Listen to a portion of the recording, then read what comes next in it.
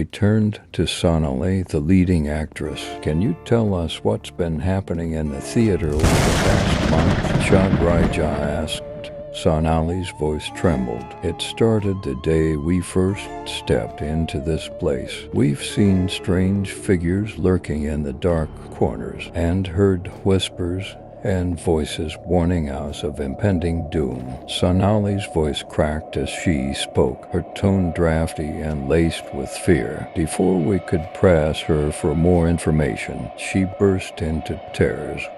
Overcome by emotion, it was clear that she was terrified. "It's not either of them," Chadraj Jha whispered to me privately. "The director doesn't care if Arvind survives or not. He has a replacement ready, and Sonali is paralyzed with fear." I was impressed by Chadraj's keen insights. "How could you tell?" I asked him. "Careful observations and deductions," he replied. "You strike out the possibilities that are wrong, and what remains must be the truth." After an hour of interviews, we approached Subir, but just as we did, I was overcome with a sudden and uncontrollable bout of sneezing. "It's probably just the dust," Chadraj Jha said dismissively. "This place hasn't been cleaned in ages." I turned to Subir, trying to compose myself. "So, Subir,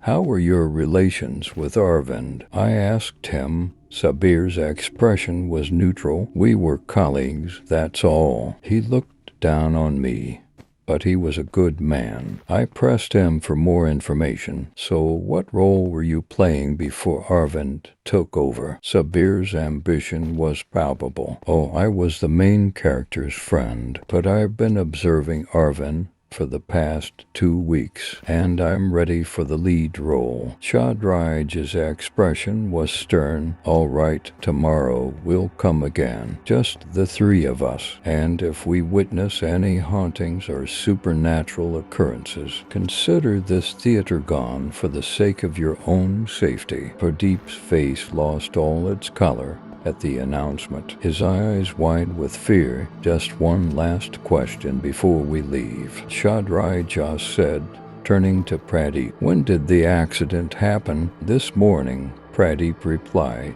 before hastily taking his leave. I raised an eyebrow at Chadraj Jha. "I thought you didn't believe in curses." Chadraj's eyes sparkled with amusement. "I don't. But the culprit can't know that," he said, beaming. We returned home after another hour of travel, and soon found ourselves sitting in a circle, discussing the events of the day. "So who do you think it is?" Dutt asked. I shook my head. "I don't think it's any of them. No matter how strong their motives may be, it has to be an outsider, someone who doesn't want the theater to succeed." Chadraj Jha remained silent during our conversation, his eyes lost in thought. The next morning, we returned to the theater, braving the cold winter wind that blew harshly against our faces. As we entered the theater, we began our investigation. The theater was a dismal place, dark and gloomy.